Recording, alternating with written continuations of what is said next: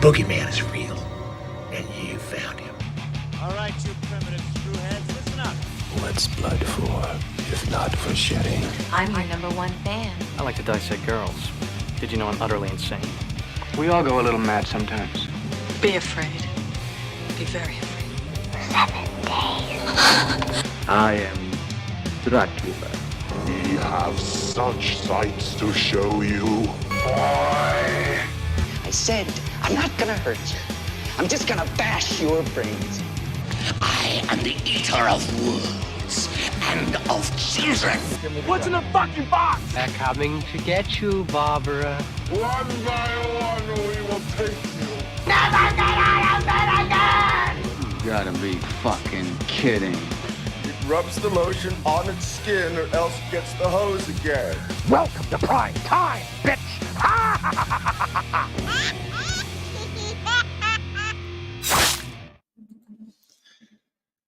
Welcome, horror fans. It is Wednesday, 7 p.m. Central Time. It means it's time for another episode of the Week in Horror podcast, the official podcast of Krampus's Workshop.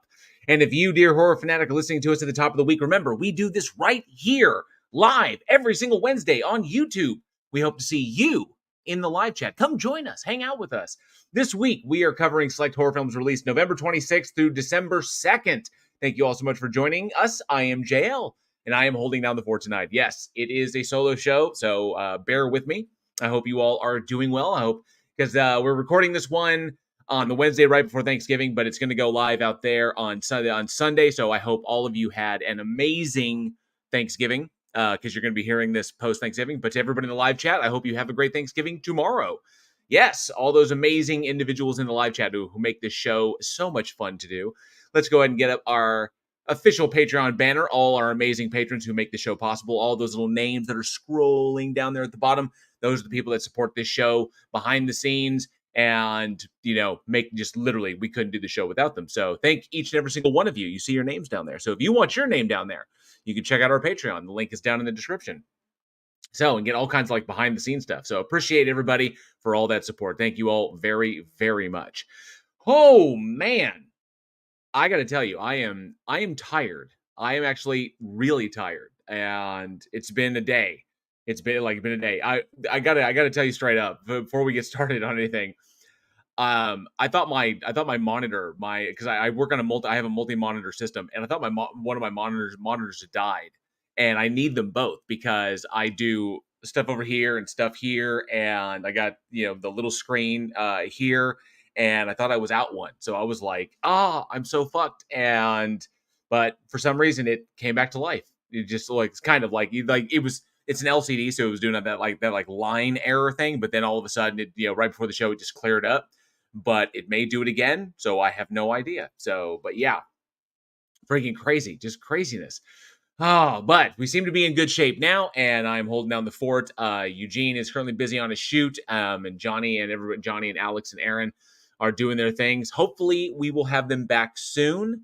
As soon as things clear up, the holidays are always crazy for everybody. And of course, I have no life. So here I am, to talk about horror movies. It's pretty much it, because I live in the middle of nowhere and this is what I do. So, this is how I'll enjoy it. Actually, no, we have some plans for tomorrow. We got family nearby, so we're going to be hanging out, doing the thing. But yeah, this is pretty much what I do. I sit here and I talk about horror films and watch them pretty much. I'm very lonely. No, I'm not. I'm not lonely. But it is, it's fun. It's a lot of fun. But I see a whole bunch of amazing people there in the live chat. Good to see everybody. Let's see who we have here tonight with us. I see Raven Darkstar is here. It says, almost forgot it was Wednesday. Good to see you, Raven. Hope you're doing well. I saw that you were having some trouble with your hip again, and your hip is bugging you. So I hope the pain's not too bad, and I hope you're able to get past that easily enough. So, but if you do need to crash out, don't sweat it. Totally understand. I got chronic back issues myself, so I'm very familiar with stuff like that. So I hope you're feeling better very, very soon, Raven. Who else we got here tonight? Sherry Tilly's in the house. Good to see you, Sherry. Thanks so much for being here. Sherry will be lurking because she has lots to do. I imagine so. Tomorrow's Thanksgiving. Or when this goes on Sunday, it's post-Thanksgiving. So, plus Black Friday. He goes, ugh, I'm so glad I don't have to deal with that this year. I really, really am. But good to see you, Sherry. Thanks so much for being here. Travis Brown says, evening, y'all, and happy early Thanksgiving or post-Thanksgiving. They saw Onyx the Fortuitous last week, and it is such a silly film and did sub to Screenbox, then cancel it. See, that's how you do it, Travis. You took my advice. You got to see a funny-ass film. We showed it as well. We watched it in the Discord, and I had to show it to everybody. But it's a lot of fun. It's just such a goofy movie, but it's an absolute blast. So, there's so many good, funny moments in it. But I'm glad everybody enjoyed it. But yeah, there you go. Like, get that Screenbox subscription, get that trial, watch the movie. You can use the whole 7 days. There's several good movies on Screenbox, and then you can just cancel it and you're good to go. And you're done. That simple. Easy peasy. All right. Who else we got here? I see. Casey Cooper's here. Says, well met. I'm nearly at 40,000 words for NaNoWriMo. This channel must be affecting me. Most of the monsters in my lit RPG fantasy are undead.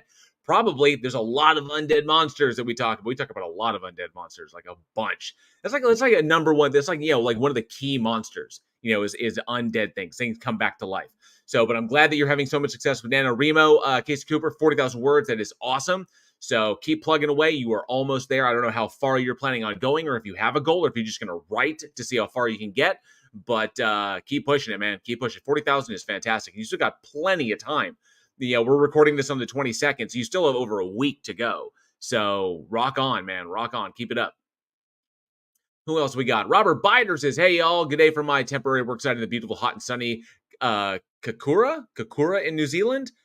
Kaikoura? Yeah, you hate me if I'm mispronouncing that. I apologize if I butchered that. But down in New Zealand, very cool. Last time I was here watching Week in Horror, we had a damaging windstorm. Only have 40 minutes, then a long drive. Well, I'm glad that you're able to hang out, Robert Bider, and lovely New Zealand. Visit Hobbiton for me. So I hope to go there one day myself. That would be a lot of fun. It is getting pretty cold out there from we are Travis. Travis says it's cold in Texas. It's cold up here in Oklahoma as well. It's getting there. As a matter of fact, I think we're supposed to have snow this week. I think it was predicted. So I guess we'll find out. Let me see. Rodent No Less Name is here. Gabba to you. Good to see you, Rodent. Thanks so much for hanging out. And I see as well Left-Handed Jedi says, hello, everyone. Good to see you, Left-Handed Jedi. Casey Cooper says, we're waiting. Well, you didn't have to wait long because I was here within the minute. As I see somebody actually predicted that. Who was it? I can't remember. Okay, Sir Chasm, good to see you. As a member member of the Army of the Dead for 4 months. Appreciate that support, Sir Chasm. You too can become an Army of the Dead. Or a member of the Army of the Dead. Not an Army of the Dead yourself, but a member of the Army of the Dead. And support this channel. Support the YouTube channel. It's 99 cents per month. You get access to all the cool emojis that we put out. So something little fun that we put together, and you can, people who are members can show all those emojis down in the chat. So fire up those horror icon emojis. I think you'll dig them. But thank you so much for that support, Sarcasm. Let me see.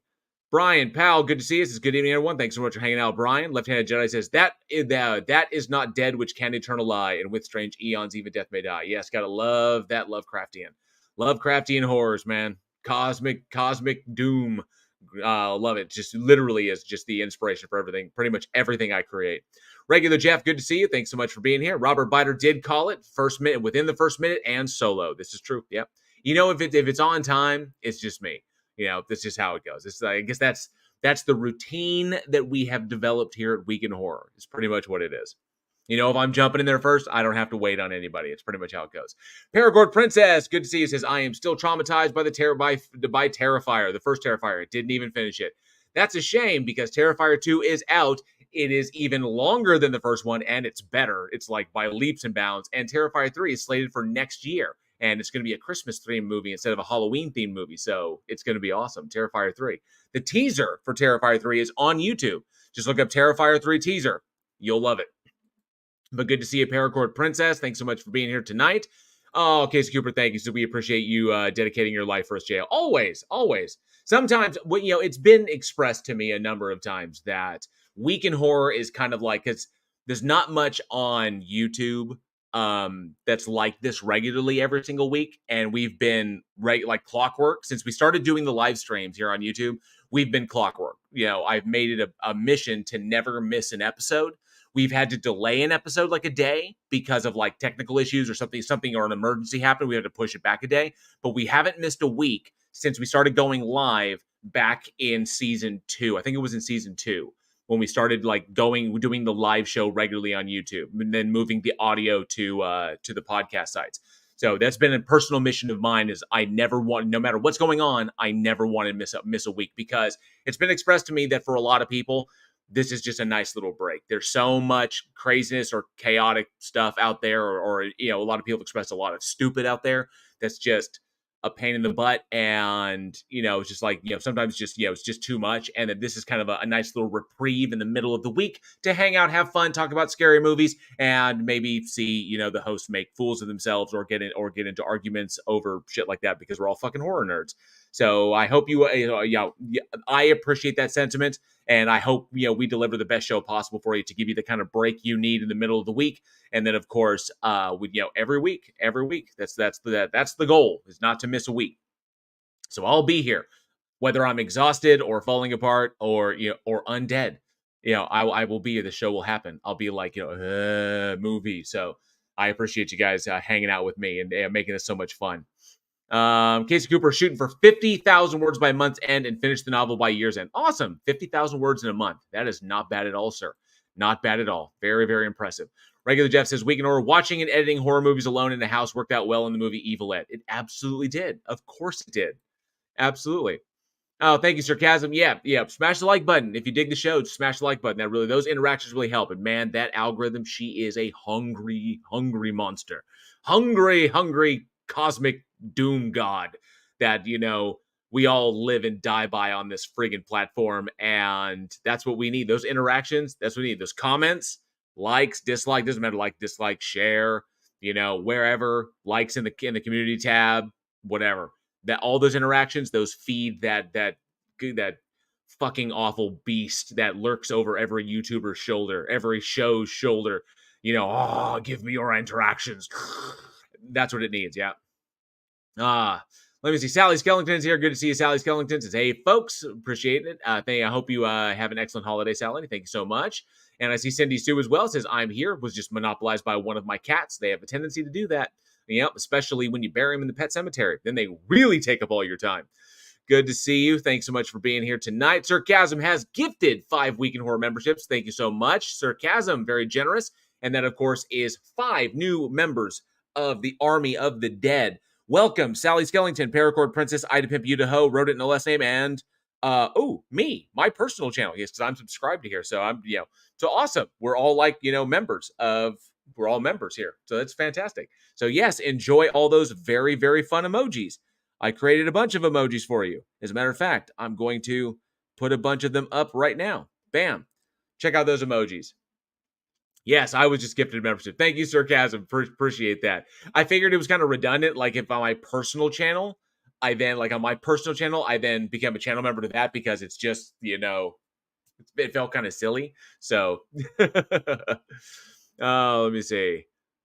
Make sure I got everybody else. Well, if I didn't see you, I apologize, but I think I got everyone in the live chat. So I appreciate everybody being here. Thank you all so very, very much. You guys rock. Appreciate the support. And if I see you pop in, then I will definitely try and say hi to you. So appreciate everybody hanging out. All right. We got some stuff to talk about. This is very interesting. Thank you, Sarcasm. Thank you very much for having my back. We do appreciate that. So two things. Two things I wanted to dive into. I wanted to jump into before we get into the selections tonight, because we had some interesting selections tonight that I got. I wish the other guys were here, because there's some interesting stuff to say here. There really, really is. There's some interesting choices. There are, and I'm looking forward to diving into them. But first and foremost, two things that I want to show. I came across a new trailer for a movie. I was very, very pleased to see that Diablo Cody, writer Diablo Cody, who is, from Jennifer's Body and, of course, Juno. Jennifer's Body being the one with Amanda Seyfried and Megan Fox, where she plays a succubus. She has a new horror film that she has written, and it is being directed. And this is, I don't want to spoil it. But this new film by Diablo Cody is coming out, and it is called Lisa Frankenstein. And we have the trailer. You may have already seen it, but if you haven't, please enjoy the trailer for Lisa Frankenstein.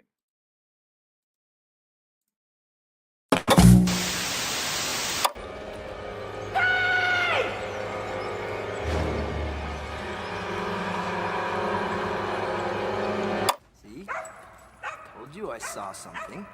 What's wrong, boy? Something wrong. That dog's just fucked up. It's alive. It's moving. It's alive. Oh, it's alive. It's alive. It's alive. It's alive. There's a young man. I talked to him. I wish I was with you.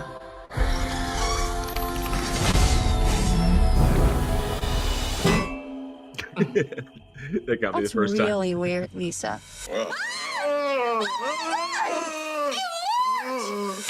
I'm the greatest. God created. Power tripping. On the mission. Taffy says it's a waste of time to try and fix a boy. It's better just accept a guy's flaws. Oh, that's so cute.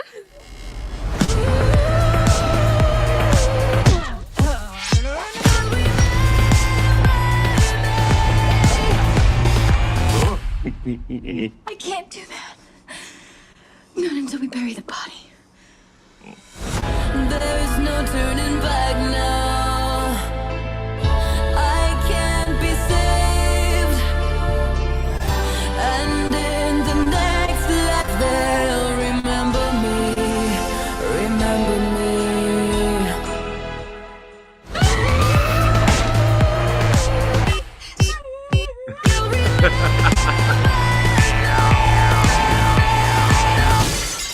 Really hope this goth phase ends soon.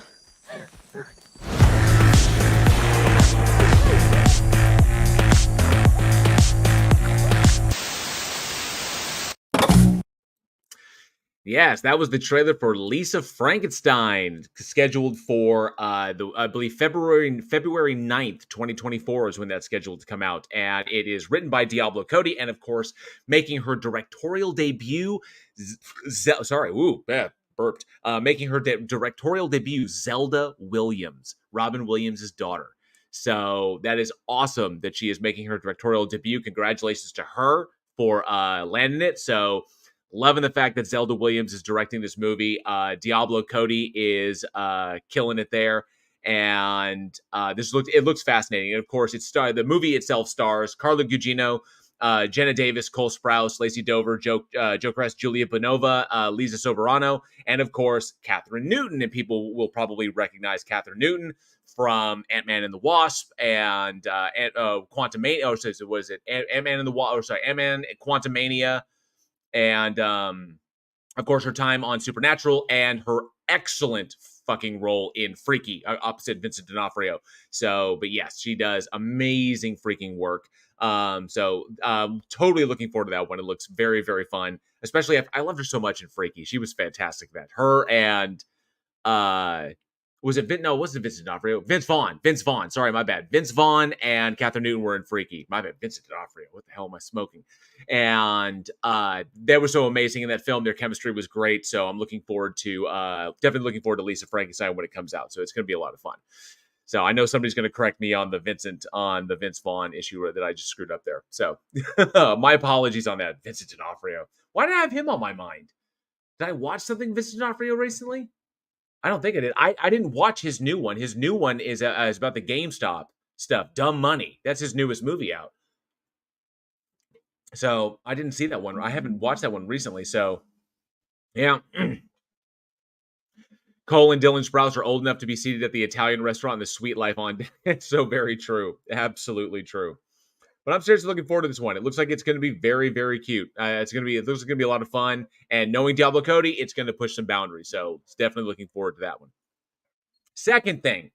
So I hope you know. Oh, and by the way, if you dug the trailer, if you like the trailer, if you're looking forward to that, definitely let us know down in the comments below. Let us know if you are, if that's something that interests you, if you like Jennifer's Body, if you like Diablo Cody's writing style, if you're looking forward to Zelda Williams making her directorial debut, definitely let us know down in the comments below. Love to hear what you guys think.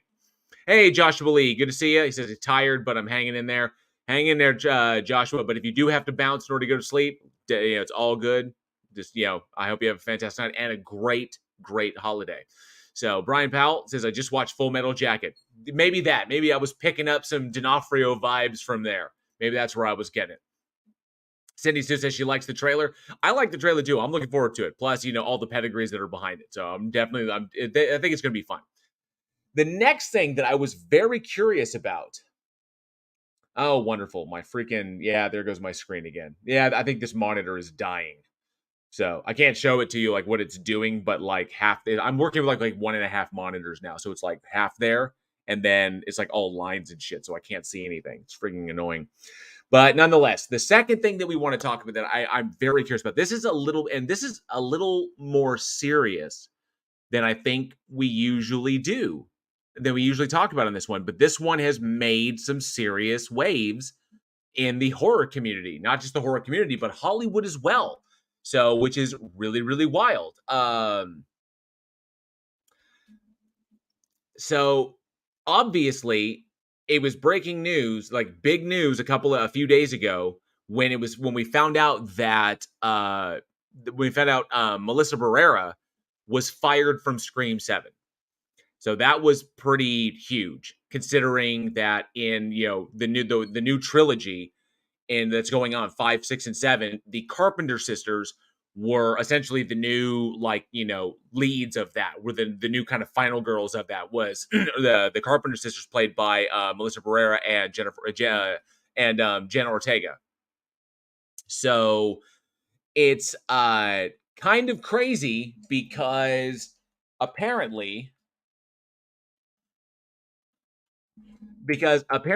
Melissa Barrera was terminated from Scream 7. Spyglass revealed that she was fired due to her comments on social media regarding what is going on in the Middle East. And she was dropped from that after the social media post kind of went viral because, if I remember correctly, Melissa Barrera actually has, I'm not sure if she has dissent, but nonetheless, she was, she made some comments that, I guess Hollywood or Spyglass or whatever disagreed with, and she was fired. She was termed for voicing her opinion, terminated for voicing her opinion on what was going on in the Middle East, what's currently going on in the Middle East. And that's like the lead. So because she was playing the elder, she was playing the elder Carpenter sister for the last 2 films, and she was supposed to return with Jenna Ortega in Scream 7, but unfortunately she got fired, and a couple of days later, Jenna Ortega dropped out in kind of like solidarity with Melissa being fired. So Melissa got fired, and Jenna Ortega was like, I'm not having it. And she deuced out. She asked to be released from her contract. So yeah, the Tarek. So that see those. If I remember correctly, I want to make sure I get that correct because yeah, just want to make sure. So that's pretty much it. That's pretty much what went down, and that is pretty fucking crazy because while I know that a lot of people out there feel that the Scream franchise has kind of like worn itself out. I would say that Melissa Barrera and Jenna Ortega did kind of inject a new kind of energy into it. We already knew there was going to be major problems, that there was going to be like major problems when we heard that Neve Campbell was pretty much axed out of Scream 6. That Neve Campbell was axed out because out of Scream 6. Because of either money reasons or for whatever reason. And Matthew Lillard, had her back in social media and was like, I totally understand, don't blame Neve for this. And he pretty much put it on the studios that the reason why Neve Campbell didn't return for Scream 6. And so, but Courtney Cox did, and so did David Arquette. And then you have 7 is supposed to come along, and your leads are now gone. Spyglass fired one of them due to her comments due to her social media posts regarding the conflict between Israel and Palestine currently, and Jenna Ortega deuced out as well. So now Scream 7 doesn't have any leads. So the 2 lead actresses for that are now gone, and Neve Campbell, is likely not to return. So the best we've got, like right now, what Spyglass is staring at, what Spyglass is staring down the barrel of, is Hayden Panettiere, who was reestablished as her in her role as Kirby in the second film in Scream 6, and then possibly Courtney Cox returning as Gale Weathers. But to be honest, knowing Courtney, I don't know if she would return because she's got Shining Vale going on right now, and Shining Vale is fantastic. You know, in its current season, its most recent season, Shining Vale is great. She's doing fantastic work over there. That's a creepy fucking show. I like what she's doing over there because it's something completely something completely new. You wouldn't expect her to be in that, but she's having a blast over on that one. She's got Shining Vale. She doesn't need Scream 7, and Hayden Panettiere, you know, is there, but you need a little bit more. And so what are they, I mean, how are they going to fill that out? So it's my personal opinion that regardless of what people's politics are or whatever, obviously the thought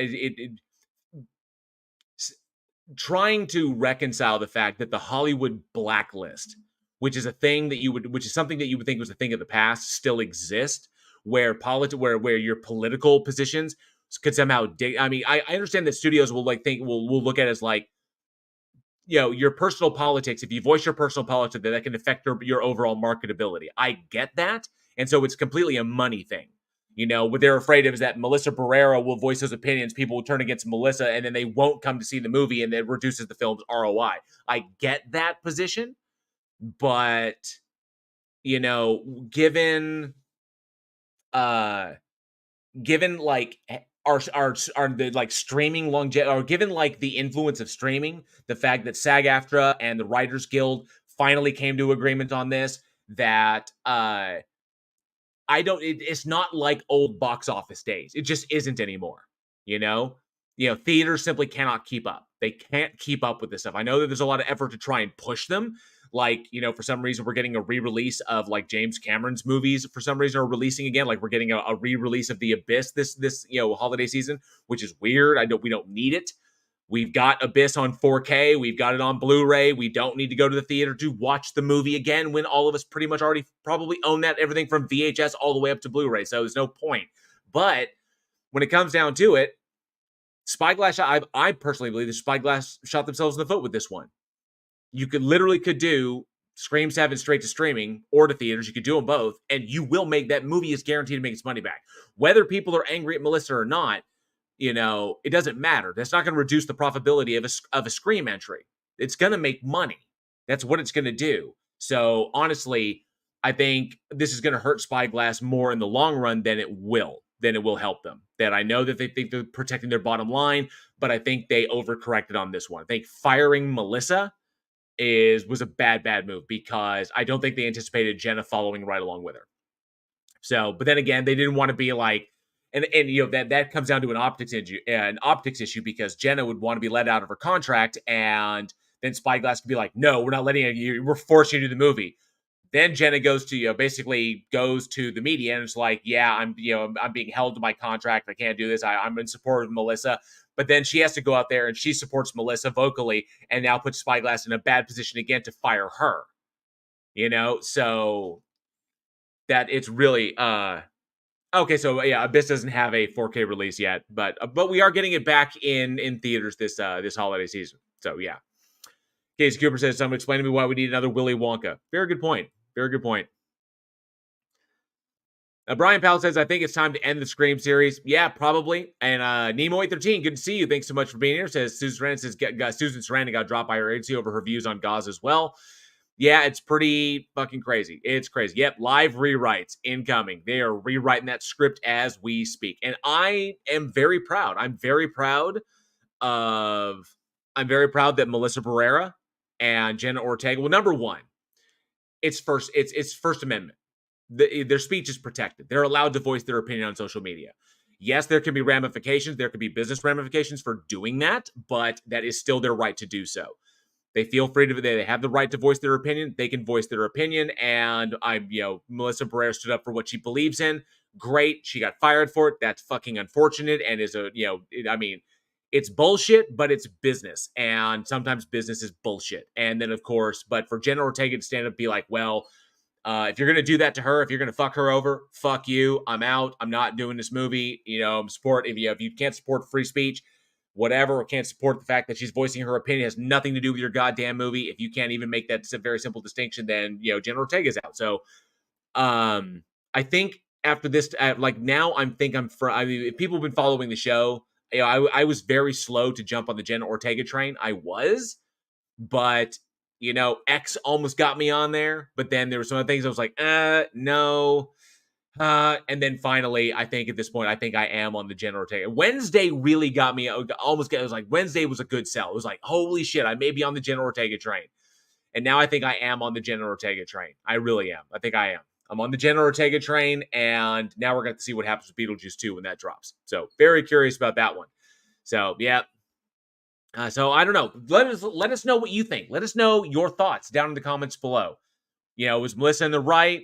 Is this just the nature of the beast? Is this, kind of like she knew the risks and she took them anyway? Or, let us know your thoughts on it. It's a complicated situation. It is. Melissa's got the right to speak her voice and put that out there in the world. It's not illegal for her to do it, but the company terminated her for it because of how it reflects. It could possibly damage the ROI of Scream 7. That's why they let her go. And then, of course, Jenna deuced out. So I see a lot of support for Jenna's decision down in the live chat. I see a lot of support for her. And then, of course, Melissa has the right to do what she wants, but it's complicated. But I see a lot of people calling in the live chat for the end of the Scream series. As a matter of fact, Sarcasm says, reshoot in Antarctica and name it Ice Scream. I love that. I love that very much. So I'm thinking that Melissa has the right to do it, and I think Jenna did the right thing. Jenna stood by it, and those are two very, very talented actresses, and I am not worried one iota for their futures. They didn't need Scream 7. They signed on for a trilogy. They fired Melissa. There's no point in doing it without her. Jenna exits it as well. So, but Melissa is phenomenally talented. Jenna is phenomenally talented. They don't need it. They can carry on, and they will knock it out of the park. So wherever they happen to land. So, and this opens up opportunities for them. Go for them. So I wish them all the best. I wish them all the best of success in the future, because I know that they're going to have a lot of it. And Spyglass, I think you fucked up. Spyglass. I really do. I think you boned it. That was a mistake. That was a real mistake. Angel Rivera, good to see you. Thanks so much for being here. The Abyss has a 4K and Blu-ray release. Releases will be available for purchase on March 12th. Very cool. So very soon. That may have been where I read that it was getting one. Maybe it was. Is that what I read? The Abyss 4K. The Abyss remastered 4K will be in theaters. Okay. And apparently Aliens and True Lies. How is James Cameron getting the re-release of all of his fucking movies to theaters? That's insane. That's just crazy. But apparently The Abyss and True Lies finally get Blu-ray. That's right. Finally get 4K Blu-ray release dates. Fans of the film have been clamoring for them for years. Cameron took his time. So, yeah. So, Titanic 25th Anniversary Collector's Edition. Disney released new 4K transfers of The Abyss and True Lies as a collector's edition on March 12th, 2024. And as digital purchases on Apple TV. Aliens will also get the 4K collector's edition treatment in March, while Avatar and Way of Water will get them in December 19th. Looks like collector's edition 4K Blu-ray is December 19th of next year.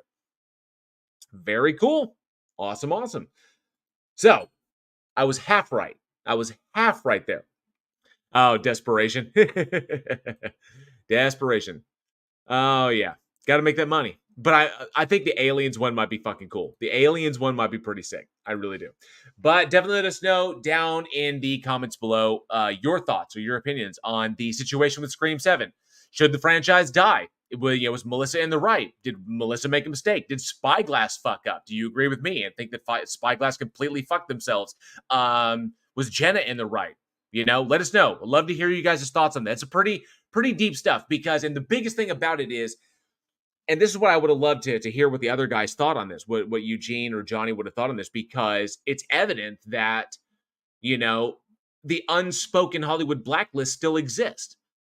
Voice the wrong thing, or scare some studio into thinking that, you know, you're going to hurt the ROI on their next big, you know, their next big release, and you'll find yourself out of a job. You know? Fucking crazy. I know there's probably some things I've said on this show that will probably secure that I will never, ever, you know, be represented, and that I pretty much cemented my place in indie film for like the rest of my life.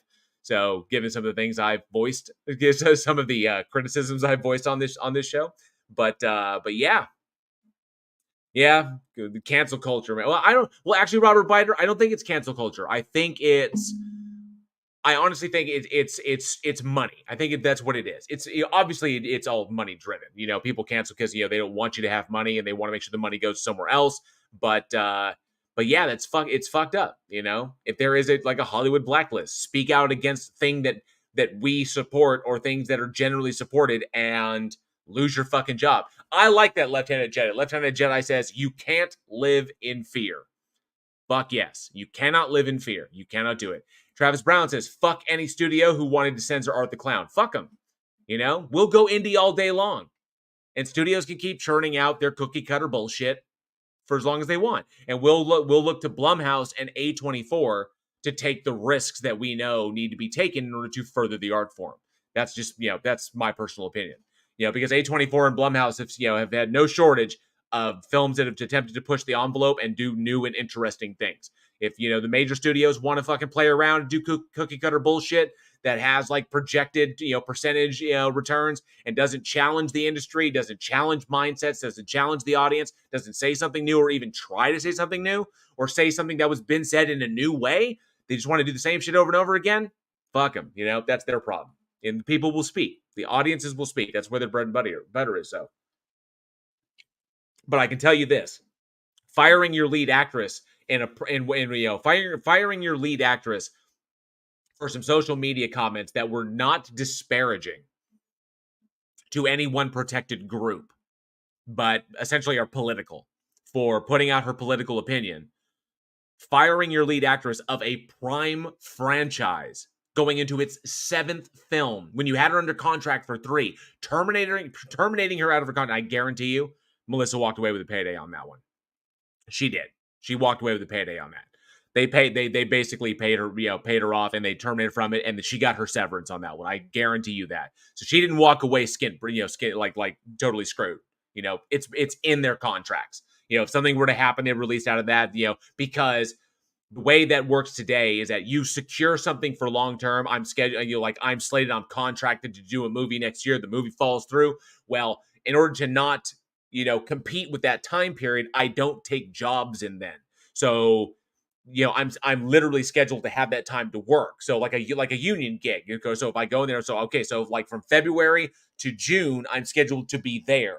And so that's where I'll be. So I cannot schedule any other work for that time period. Well, that movie falls through. Now I'm scrambling to try and find work, or there might not be any work. So now I'm out work. Am I just screwed? No.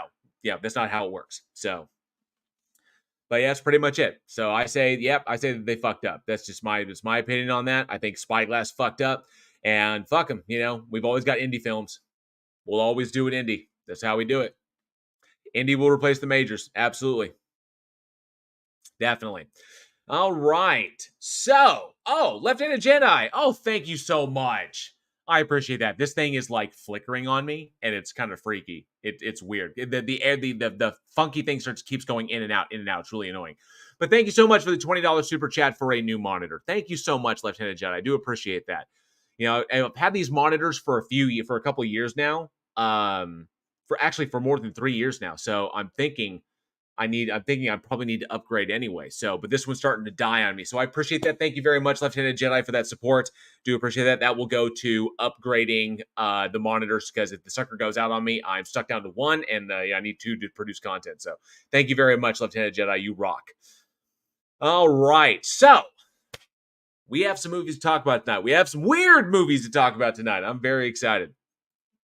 Very, very strange ones.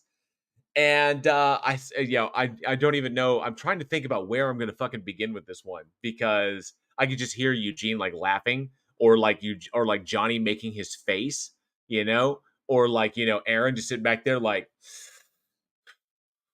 right, you know, doing his thing. So I guess we'll just dive into it. Yeah, God, you can tell I'm tired. Like the energy is low. The energy is fucking low.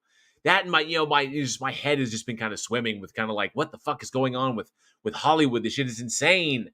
But yeah, let's dive into it. Our very first movie tonight, released November 26th, 1986. Going way back in the Wayback Machine, but not too far back, but kind of way back. When I was 6 years old. This movie is called Dreamaniac.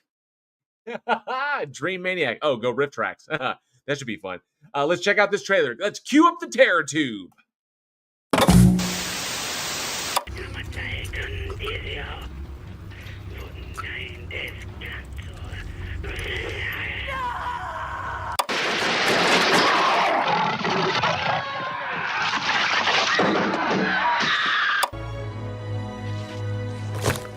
Oh, come on.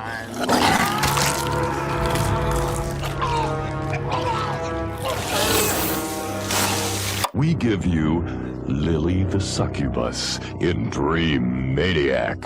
Tonight, it's party night at Adam's house. And you know what that means. Music, dancing, good food, new friends. Nice outfit. Do I know you? I doubt it. I've gone to private schools all my life, and I'm rich as shit. Fun and games, and big surprises. Like Adam's very special guest, Lily. Mind me crashing your party? Lily is a little different from other girls. She's a bit more intense and a trifle antisocial. Some people say she's a bad influence on Adam.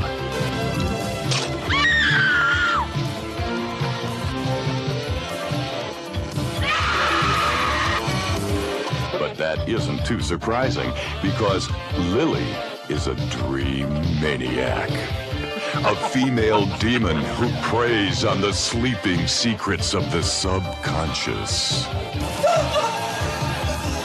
Nice party, huh? And she does like to party. She's not a girl, she's a succubus. Like crazy. I mean, she fucks men, and then she kills them.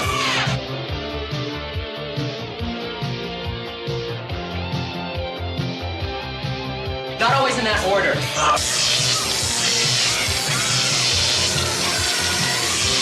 You've got to kill him. And Adam, too.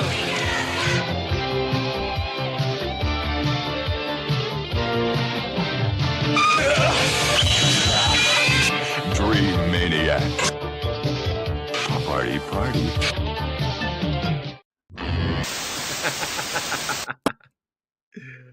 Oh, the movie's so silly. Yes, that was the trailer for Dreamaniac. So, Dreamaniac. Yes. Wow, where do we start? So, directed by by the legendary David DeCoteau and written by Helen Robinson, his usual writing partner back in the day, starring Thomas Byrne, Ashlyn Gear, who is the Ashlyn Gear, if you know who I'm talking about, the legendary Ashlyn Gear. If you know, you know, who was credited in this as Kim McCamey. Sylvia Summers, Lauren Peterson, Bob Pelham, Cynthia Crass, Brad Laughlin, Linda Denise Martin, Matthew Phelps, and Lisa Emery. Award-winning Lisa Emery. You should know her from Ozark. You know, she was the hick wife, the hick wife who killed her husband in Ozark. Yeah, she's amazing. She was in this. So, it's why that was so crazy when I found that out. But the film essentially follows a heavy metal musician who makes a deal with who, when looking through like books looking for lyrics and how to add to his music, to come up with new new lyrics and shit. He's looking through all these old satanic books and shit, and he winds up accidentally summoning a succubus and makes a deal with it to make him successful. And in return, she gets to feed on all the girls, feed on people around him and shit like that. On all the victims that are in the house.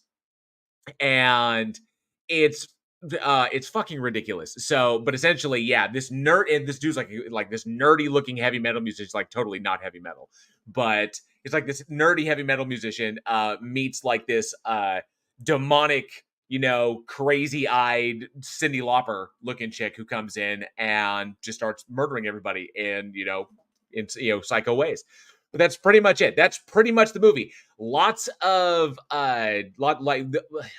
it's hard not to think to like watch this movie and not think that like virtually everything about it is essentially pornographic, if you get what I'm saying. But yeah, nobody accidentally summons succubus. but yeah, so because essentially like everybody's roles in this, like the guys are all either like idiots or they're just like these aloof hot guys, and all the girls are like sexually charged. So all the girls are constantly going after the guys. In fact, I think there's like that snobby girl you saw in the trailer. She gets laid like I think like 3 times in the fucking movie.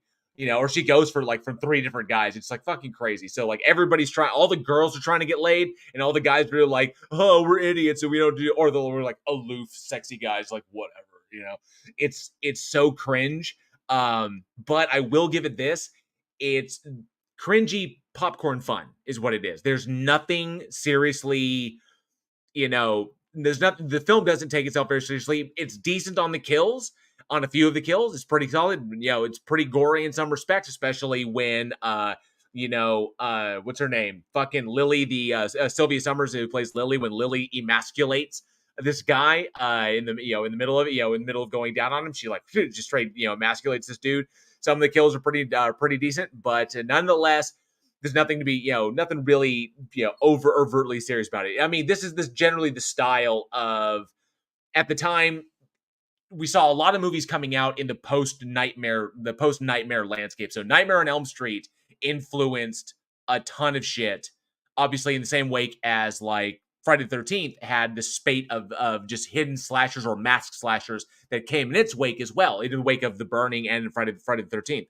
Same thing happened with Nightmare on Elm Street. You got the same kind of sense where these almost like fantasy style dreamlike sequence bad guys that came from the ether or something like that would then stalk and kill everybody.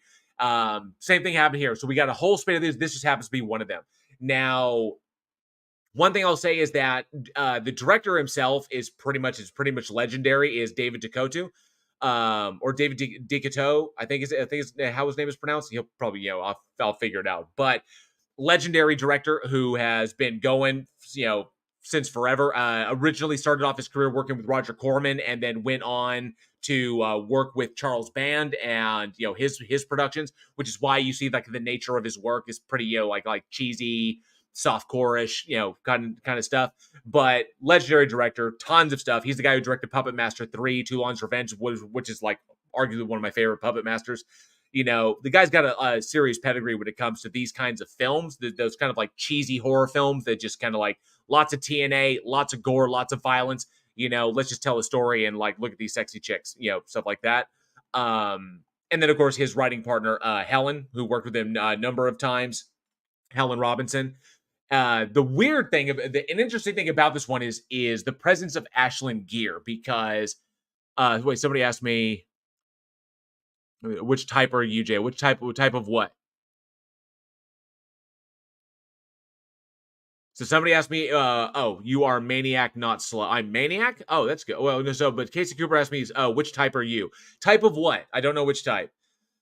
So let me know what you mean. Regular Jeff says, well, Ash did summon a demon by simply hitting play on a cassette tape. Absolutely, he did. Oh, aloof? Oh, which one? Oh, no, I'm the nerdy guy. I'm the nerdy guy who gets smoked and never gets any tail whatsoever in the horror film. That's what I am. I'm the nerd dude that, and actually, I'm not just the nerd dude, like the goofy nerd dude that's like, heart of gold, and kind of like you take his glasses off and all of a sudden he's attractive, and he like he's got the hero within. No, I'm the nerd dude who's kind of off-putting and winds up by himself, and that's why he gets killed, because he realizes that he's not really wanted at the party. So he goes off to sulk, and then that's how he winds up being alone, and that's why he gets killed. That's the nerdy guy I am, unfortunately. Yeah, I've come to accept it. Operation Free World, good to see you, bud. Says hello. If you had a nickel for every solo stream, what would you buy? I would buy, at this point, a whole lot of homies. Remember those little homies, guys? A bunch. Likely the first kill. Likely the first kill, Case Cooper. Yeah, like in Friday the 13th Part 4. Like the chubby guy eating a candy bar who pisses off the other dude and gets axed, and that's why he gets killed. He doesn't get killed by He doesn't even get killed by Jason or like the Jason mock-up. He doesn't even get killed by him.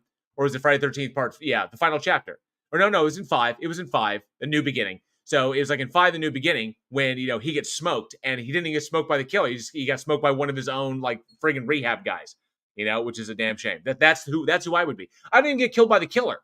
I don't even get killed by Jason. I'm the one that starts I'm the kill that just kind of sets the tone, which is kind of a bummer. AVGN type of murder, pretty much. Absolutely. Homies over hoes, bro. Absolutely. Sir Cam says, I'm the guy that almost gets the final girl, but gets smoked trying to save her. There's always one. Always one. I wish I could be the guy that shoots the fade with Jason on the rooftop. I wish that could be me. Because that dude went solo, and he was like, and then realized that it wasn't going to happen. So, it happened. What are you going to do? But I wish I could be that guy, but I'm definitely not that guy. I'm the guy who pisses everybody off around the campfire because he says some inappropriate comment. They all yell for him to go away. Then he goes off to go sulk in the woods and then gets smoked. That's pretty much what I am. Now, I found it was really, really interesting. And when you're watching Dreamaniac, this one stood out very, very strange because Ashlyn Gere actually gives like the best performance in this movie. It's just the most grounded and nuanced performance and most natural performance, which is wild because Ashlyn Gere is a legendary prawn star that, like I said, if you know, you know. People know that name. Ashlyn Gere is a legend at the time in the 80s. But in this one, and she actually does the best acting, which is fucking crazy. She's like the best actress out of all of them, especially even though Lisa Emery was in there. Lisa was young. So, she was still kind of finding her feet. It was a very small role. She was a role of Rosie, very, very small role. But yeah, I found Ashlyn Gere to be the best performer in the entire film. And she actually, I think, no, she does have one sex scene, but she doesn't show anything, which is wild. She doesn't actually show anything. So, but otherwise, the film is not terrible. The one thing that I'll think most people will take away are the really weird social dynamics of that time period. There is shit that goes on in this movie that from a social perspective that obviously a lot of people will not agree with. The film is not aged well at all.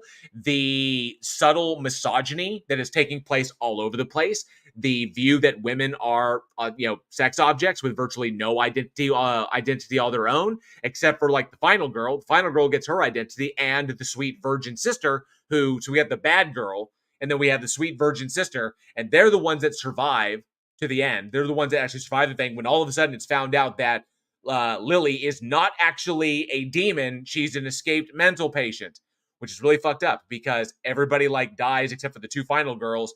And then like this orderly like comes in from outside and says, Lily, you've been at it again. And then like walks her out.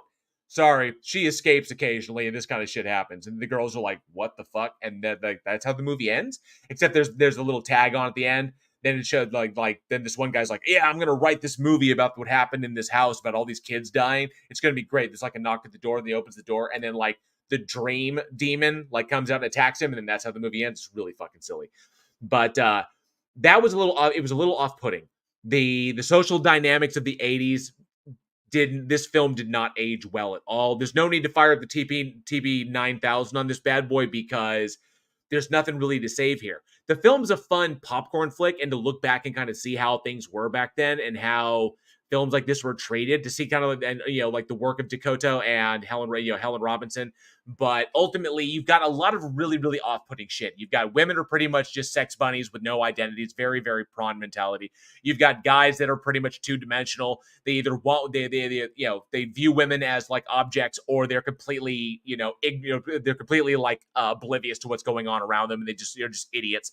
And then you've got the general kind of sense that it follows the slasher trend. You've got that, but this kind of underlying misogyny that that kind of permeates the whole thing, and this really weird, casual, like people just being casually fucking dicks to each other, like no reason.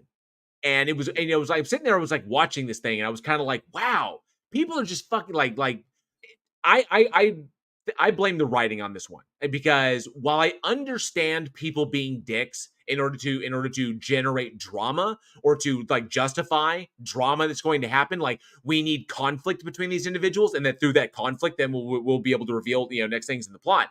But you've got pretty much everybody just casually being fucking just dicks to like everybody, and everybody's just kind of accepting it, like that's who we are. That's what we do. Like I get the whole breaking people's eggs, but you've got some like really, really like brutal like insults and shit. Like people insulting people's heritage, people insulting people's money, their social class, and just like, it's just so casual. Everybody's just like casually just ripping on each other, like fucking mean wise. But I guess Angel Rivera says, wasn't that what the 80s was about? I'm kind of okay. It's so, I think the issue is, it's so prominent throughout the entire film that all of a sudden I really took notice. It's kind of like it's way over the top. Everyone's a dick to everyone else, including the guy to his girlfriend, and the girlfriend to the guy to her boyfriend.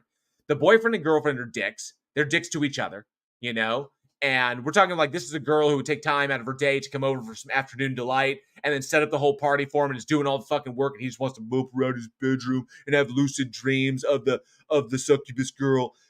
He's a dick to her, but then she winds up she's a dick to him, dismissive of what's going on with him. And then everybody's just fucking like a dick and dismiss everybody. The problem is that at the end you don't give a fuck about what happens to anybody. So it's hard to see it beyond the surface of what it is just idiots, antisocial idiots running around and getting smoked because essentially they're antisocial idiots. So there's just not much to take away from it. The film is very shallow.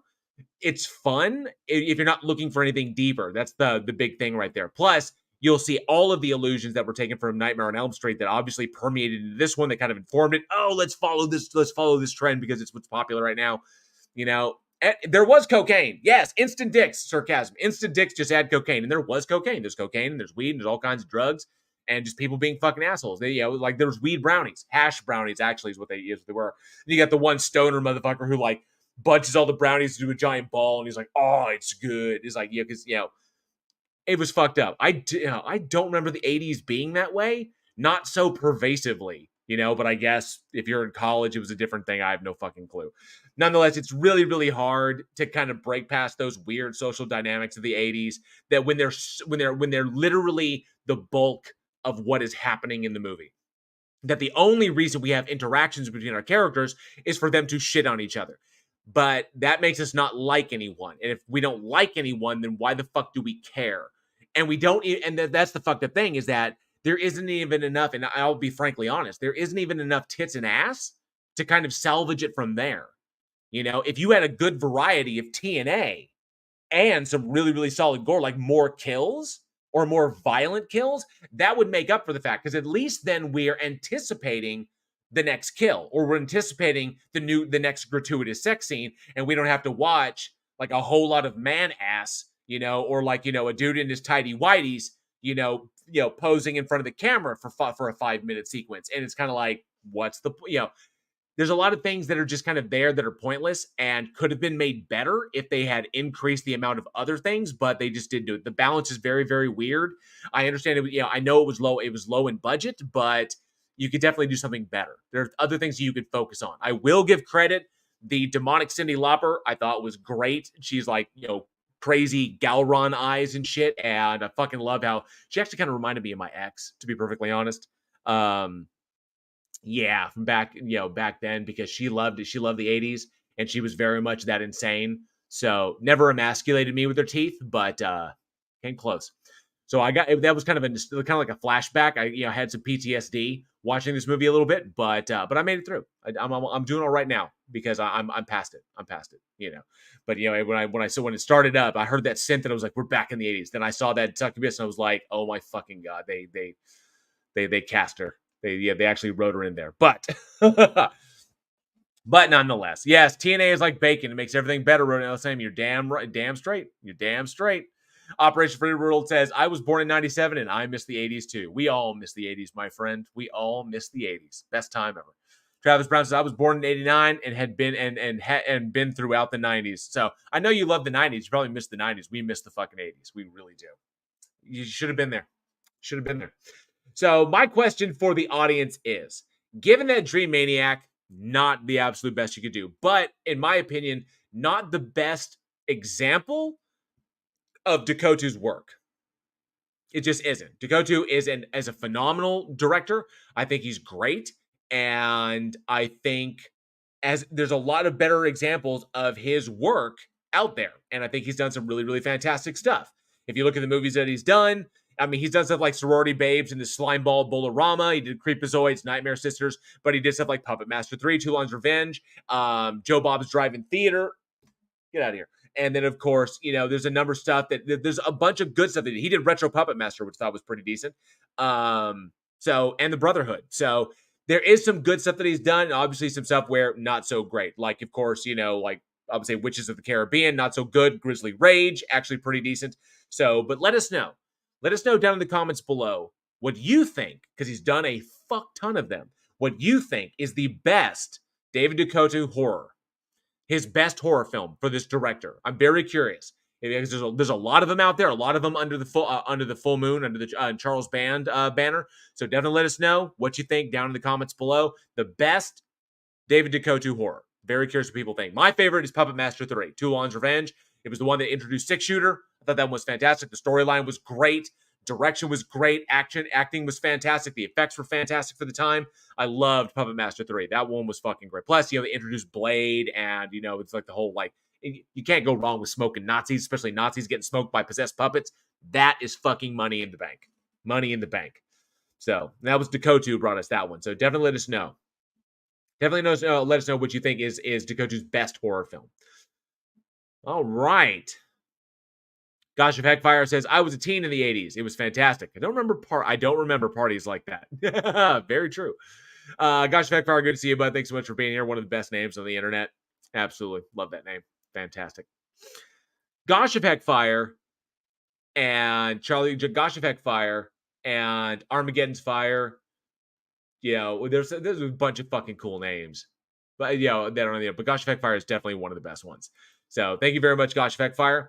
Let's move on to our next one tonight. This one, it actually is a short, but and I actually got a serious kick out of this one. So obviously, released November 29th, 2017. We have the horror short comedy. Actually, it's not really that short. It's not really that terribly short. It's like shorter than the usual one, but it's not like a 10-minute short, but it is a shorter film called Scary Little Fuckers. If you notice, I had to asterisk those in the title so that YouTube didn't get mad at me. Let's check out this trailer. Cue up the terror tube.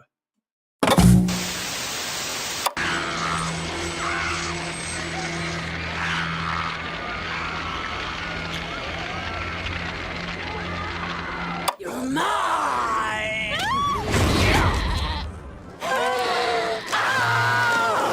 No! You tease me, you black-hearted whore!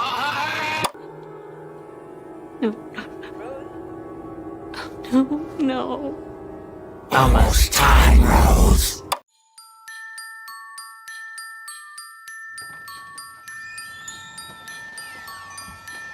Can I help you? I am looking for a gift for my son. He's 15. I brought you your Christmas presents.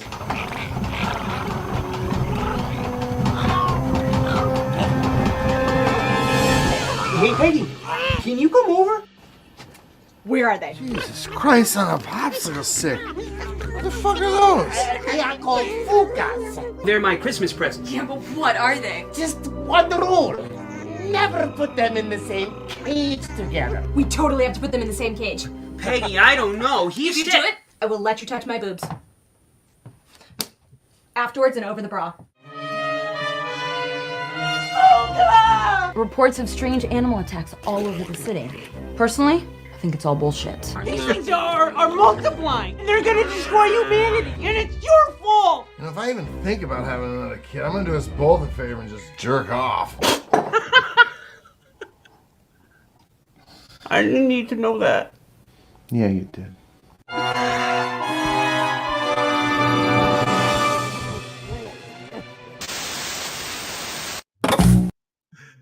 Yes, that was the trailer for Scary Little Fuckers.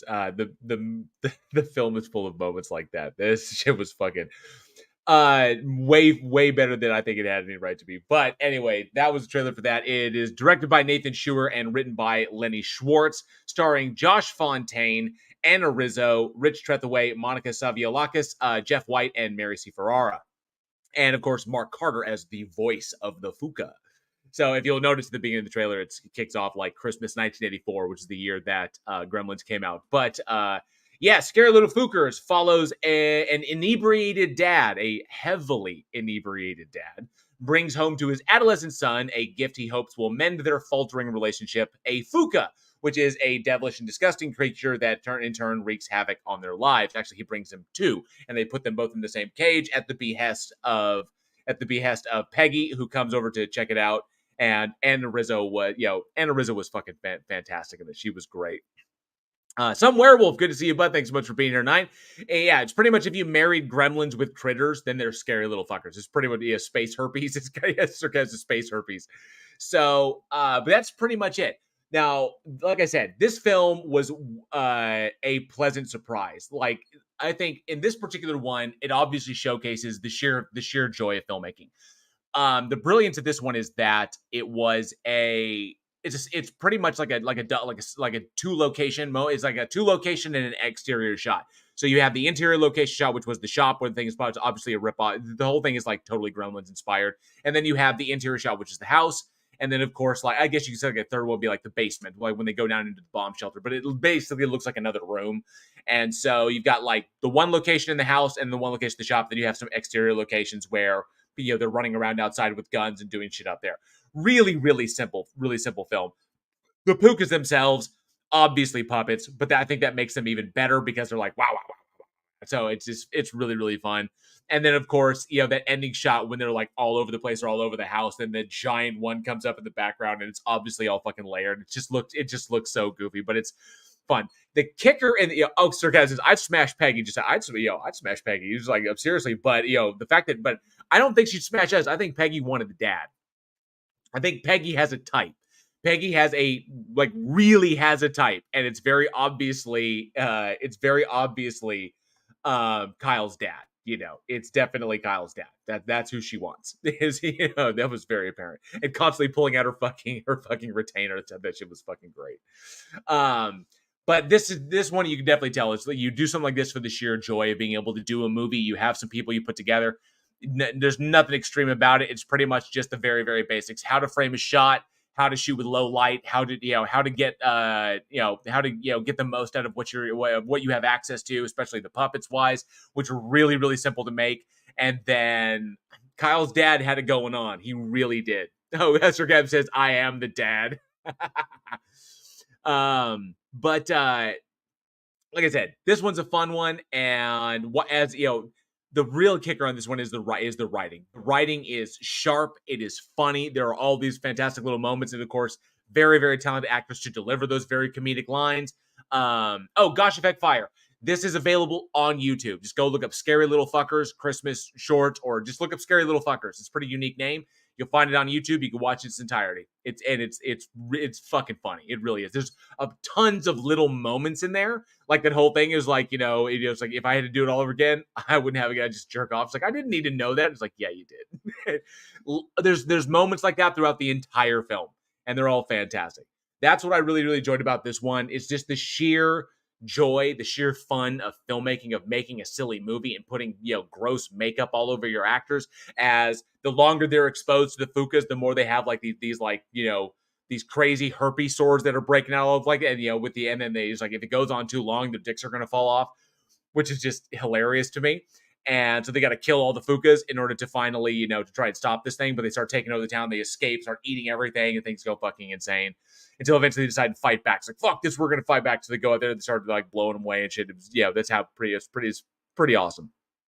Sir Chasm says, I recommend recreational THC prior to viewing. Absolutely. It probably would make this one even more fun. And of course, the film itself is just a love letter to the joy of 80s creature films. Whether it was Gremlins or it was Critters or it was Ghoulies or it was Hobgoblins, doesn't matter.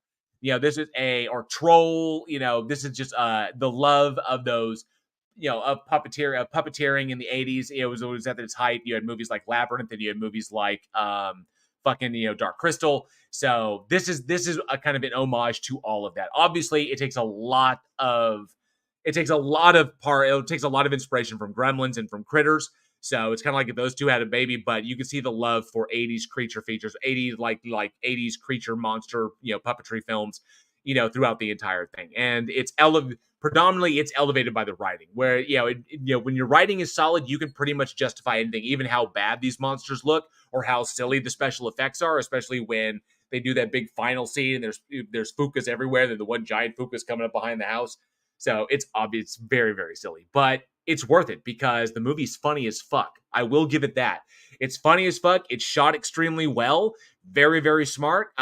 Something like this that is so simple and so low budget could easily have been fucked up.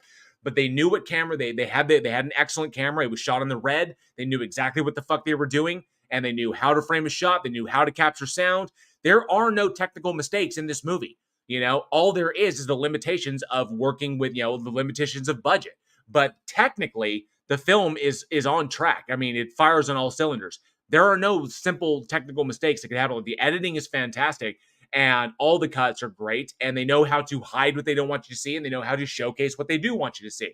Smart filmmaking across the board. I got to give him credit for that. Nathan Stewart knows what the fuck he's doing. He's had some really, really fantastic stuff in the past. He did Scary Little Fuckers in 2015. And then, of course, he's also directed these 17 movies under his belt, done a ton of production, but he directed stuff like Next Door and Hampton and Superfan and The Sidekick. He's done a shit ton of shorts under his belt. Really, really good stuff. The guy has learned from his experience and is putting that forward. I think his latest film is Higher Methods, which came out in 2022. Which was a horror kind of thriller film about an actor whose sister goes missing. So you can definitely check that. It's almost kind of like a almost noirish, whodunit, like what happened, almost in the style of Brick, but in a horror setting. So he's done some fantastic stuff. So really, really smart things. Really, really smart direction, really fantastic acting. The acting and the writing is what really elevate this whole thing. So I strongly recommend it. If you dig holiday horror, especially one that's so inspired, and I think you'll dig this one, especially apparently because, it's just so absurd. The absurdity is all over the place, but I think you'll love it. So the movie is Scary Little Fuckers. Definitely check it out. It is available on YouTube for free. Just go and check it out on YouTube, and you don't need to have YouTube Premium or something like that, but it's available on YouTube. Just search Scary Little Fuckers. I think that you guys will love this one.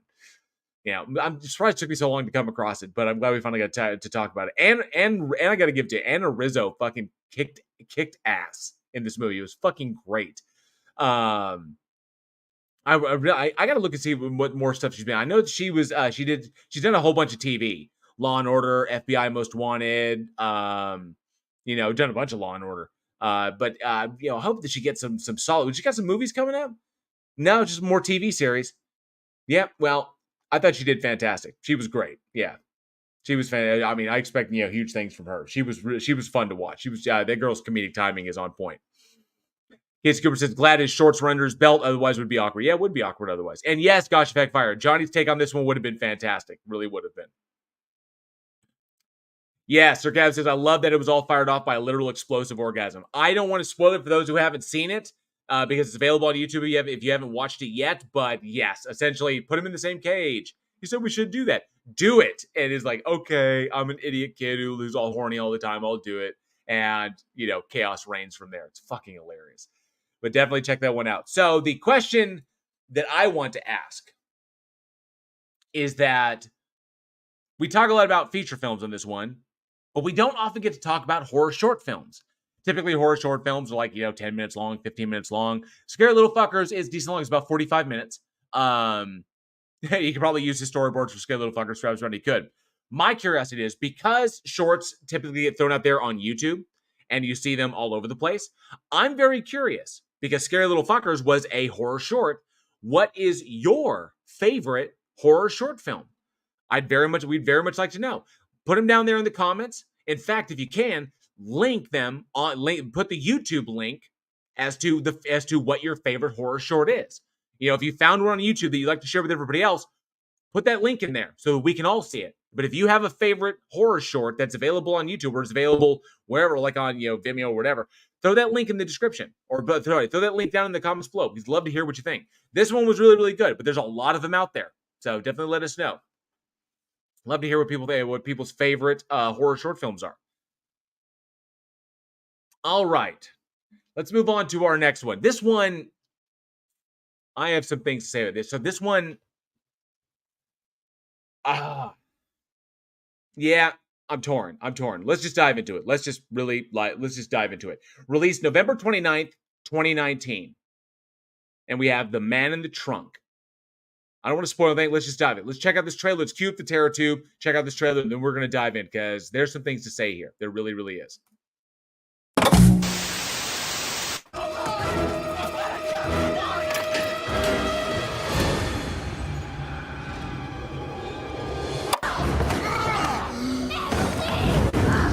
You let my daughter go! Take me! You take me instead!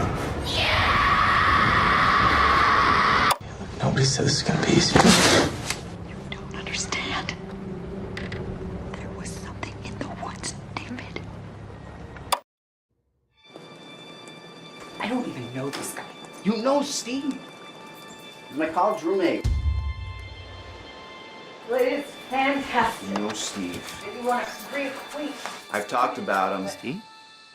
This guy comes in here in the middle of the night, looking like God knows what, smelling like that. You haven't talked to him in 5 years and you're just gonna take off at his first call? He needs my help.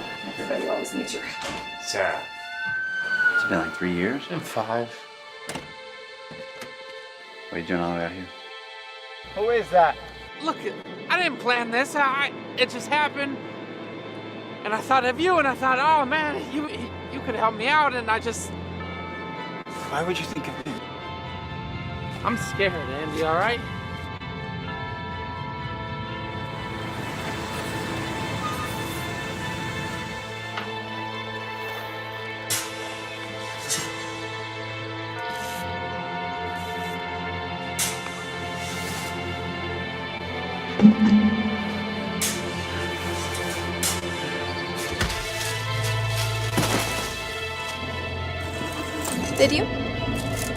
Did you help him? If you don't want to help, I can take you home or whatever, but... I need to do this. What's that?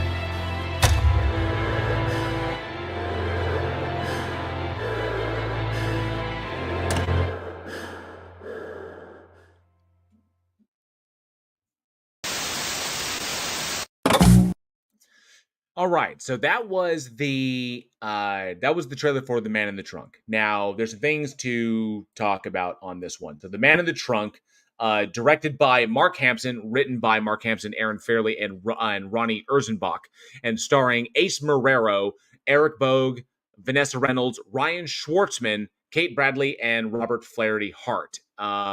So the film follows this dude who, after a late night knock at the door from a friend that he hasn't seen in years, and who comes to his house out of the blue and asks him on, I think it's like on Christmas Eve or the night before Christmas, and asks him, "Can you come with me? I need your help with something," but doesn't tell him what. Turns out his friend wants him to help him bury a body bury a body.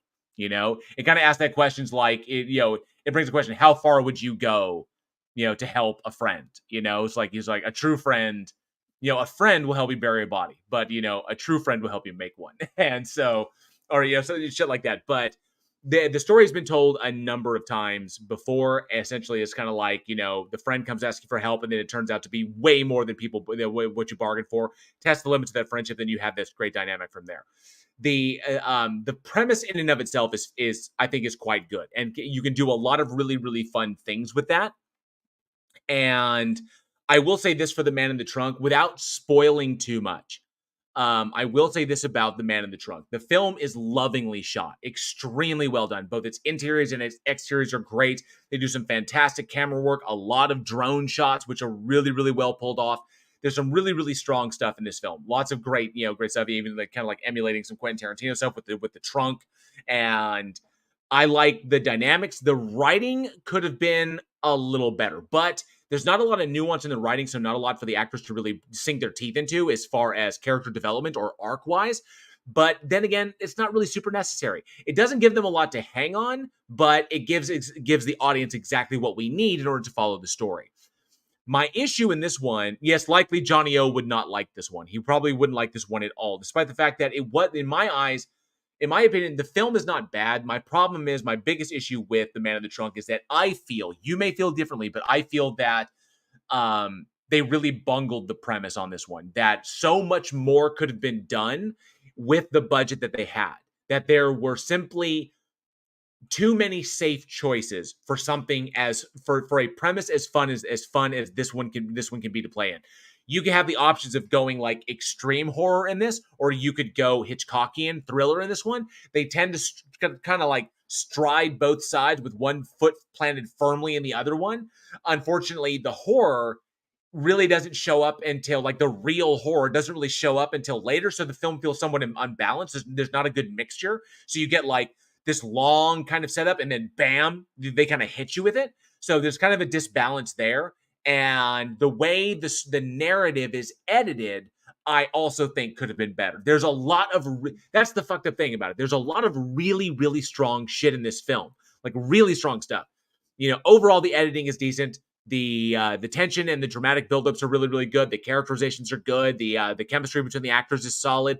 I think the writing could have been a little bit on the stronger side to convey a little bit more nuance, so we could get a little bit more out of Ace, a little bit more out of Eric, of like Andrew Tucker and Stephen Winter, who are the two characters who go to, like, you know, bury the body. Ryan Schwartzman, I think, was criminally underutilized. I think he was given way too much of a two-dimensional part. I think it could have been fleshed out a little bit more. My big takeaway about The Man in the Trunk is that it leaves you wanting more because there could have been more. And that's never, unless you're going to do a sequel, that's never really how you want to leave it. You know, I think there should have been more, because all the buildup and the way the narrative is structured, we get a very disbalanced payoff in the third act. You know, the way where the third act is essentially placed, and then given the kind of events of the denouement, where, you know, it feels very disbalanced. It feels very disjointed. Like the film almost doesn't really know what it wants to be. You know, do we want to do this? Do we want to sell it on these merits, or do we want to sell it on these merits? This film could easily be sold on the merits of its premise without going hardcore into the horror gore. You could simply go into like the strict Hitchcockian style thriller. You know, like the who done it, what's going on, I don't know, where the audience is finding out information as the protagonist is, which would have been really, really fun. It's a fantastic concept, but the execution, not great. But that's not because these filmmakers don't know what they're doing, or because they're amateur. No, absolutely not. There's just too many safe choices. Something like this, a tried and true premise to this extent, you should be willing to take those, because if you're not going to take risks and you're not going to push the boundaries on that, you're just doing what everybody else has done in the past.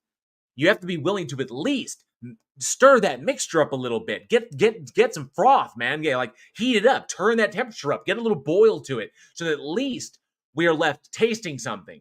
You know, something is going to come out new. We're going to get a new flavor somehow, or a new direction that we're going to look, or maybe from a new perspective. But unfortunately, we don't do that.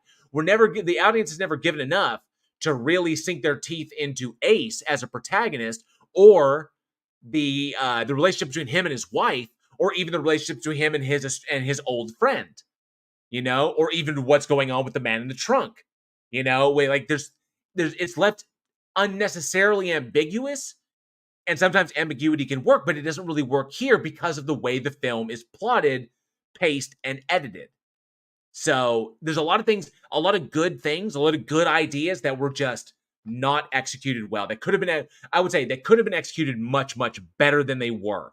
The film overall itself is enjoyable because, you know, you at least want to know what the fuck is going on, especially when the questions start coming and, you know, twist after twist. You gotta like what the hell is happening here? You know, that's the important thing, but it ultimately drops the ball in a number of places where it didn't have to. Especially, and I want to give this for Ryan Schwartzman's character. Ryan Schwartzman's character, who enters into the film very strongly, you know, and has this fantastic moment of nonverbal character development to give us something, you know, really interesting to hang on, but then is never given the opportunity to spread his wings and then run with it. You know, all this great setup, and then it's all just cookie cutter, kind of like two-dimensional, like, this is what I am. And it's like, well, that's not great. And even in the denouement, when they tried to flesh that out and deliver the next twist, it's kind of like, huh? Well, I mean, that would have worked a little bit better if they'd hinted at things in the past, but all that is left ambiguous, and so you get a very disbalanced production, a very disbalanced presentation of the film, which I thought, was a shame, because I saw what they were trying to do, but unfortunately, just the execution, which is a fucking shame, because Mark Hampson's a very, very talented director, working with a very talented crew. He knows what the fuck he's doing. He knew all of those intriguing shots. Number one, the production value of the area where you're shooting where this one was shot is absolutely magnificent. His mastery of lighting, his mastery of framing. He knows how to capture these things appropriately. I saw some inspiration there. There's some inspiration there. You can see there was definitely some collateral inspiration there. Definitely some inspiration for Michael Mann. A number of obviously Hitchcock, a number of the thriller directors. So, but in this particular one, I think those inspirations may have outweighed. Sometimes you try to take on too much and you can't accomplish everything you want. So you try to end up like tie up loose ends towards the end, to try to make them fit, and it just doesn't play that well. But he's a very, very talented director. Has done a lot of fantastic shit, and this was I think his latest one. It was 2019. So I hope we do get something more out of him. There's just so much potential. And I think not enough willingness to take risks to really get this stuff done in the right way, to really spend time on this and make sure that it really gets there. Sarcasm says, I never got to the good part because I fell asleep both times I tried to watch it. I will say this. The film does have some long brooding moments, and those would have served to give us some form of insight into the character of Ace and what is going on between him and his wife, and the kind of like unspoken drama they had at the beginning, so we get a little bit more details there. And then maybe him remembering stuff that went back, to maybe try to fill in the blanks, but then we find out that that would have been a great opportunity for red herrings or misdirects or something to that degree to kind of play into this, but we're never given that. And unfortunately, the script never gives Ace, or never gives him the opportunity.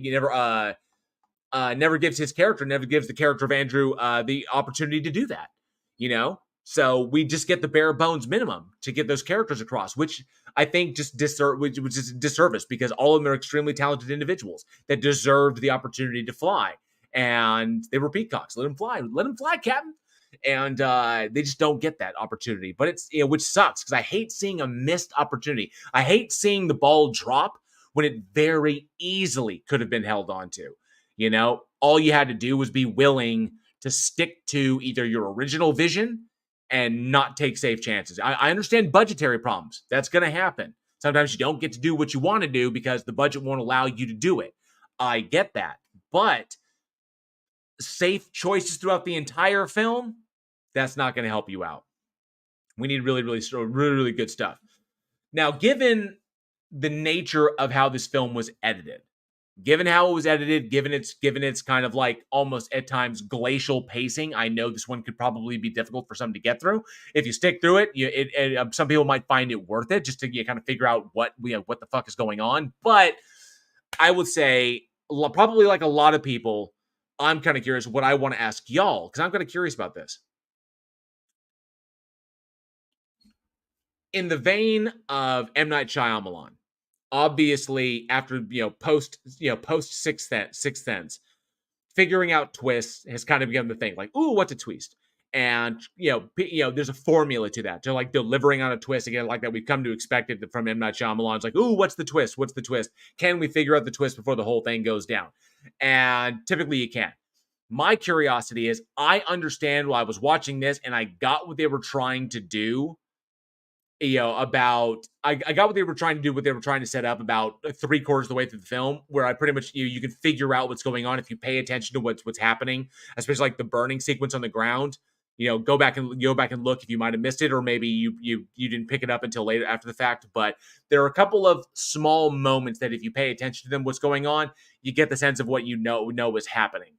And my curiosity is, like other, because I understand how they edited it to try and hide that twist as long as they could. My question is, in The Man in the Trunk, did you figure out the twist before the end? Or did you have to wait until the end? My money's likely on you. You probably figured it out before they got there. That's my curiosity. I mean, that's my, you probably figured it out because I think they kind of like, laid it out there. I think it was kind of like, I think they telegraphed it a little too heavily.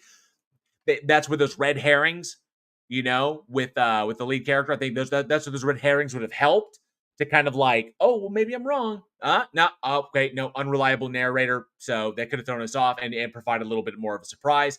Unfortunately, they didn't capitalize on that, which kind of sucks. But I'm curious, did you figure out the twist before the end of the movie?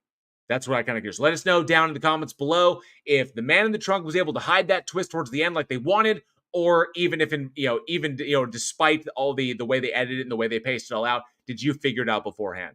Very, very curious. Let us know down in the comments below at weekinhorror@gmail.com. Love to hear what you guys think. Absolutely. Travis Brown says, if it is a good film, then I will be shocked by the twist ending. Fuck yeah. Hell yeah. Absolutely. All right. So, we're down to our last one. Oh, Sir Kevin says, yeah, I got the hints, but couldn't make it to the payoff. I just have to assume that I guessed right. Definitely. All right, so we're down to our last one, and I think the best one of the night. Released December 2nd. Can you believe we're already in fucking December? Already in December. What the shit? By the way, I got Angela's Christmas presents in today. She's very excited. Yeah, I can't wait for her to open them. She's gonna love them. I'm not gonna tell you what they are because she does the editing on the show, and if I tell you what they are, she's gonna hear them. I can't give away the surprise. Stop trying to make me. What are you trying to do? Anyway, our last film for the night released December 2nd, 2016, and we have the film s5e10. I really enjoyed this one. Let's cue up the Terror Tube. Check out this last trailer for tonight. Do you want to die, Sydney? Your mother sure didn't.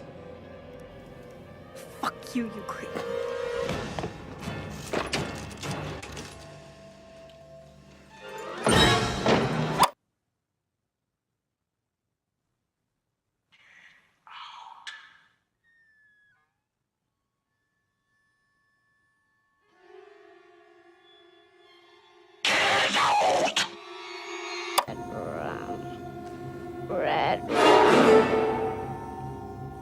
Red rum.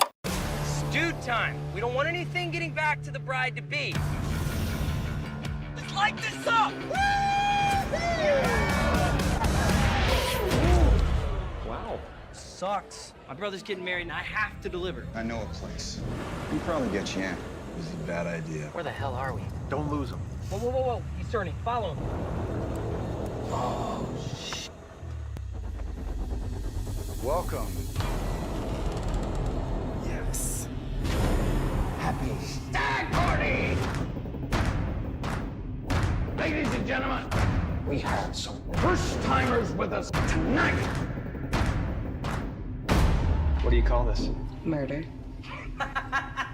Gentlemen, what do you want? Something wild. I have just the thing.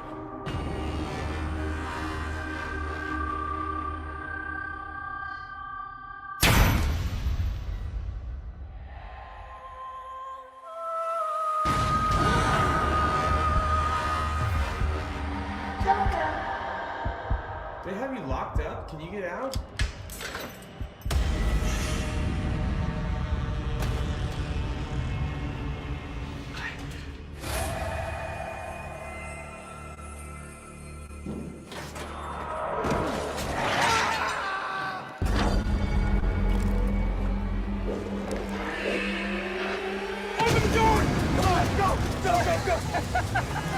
What the hell is going on? Who's the girl? She's not a girl, man. She's something else.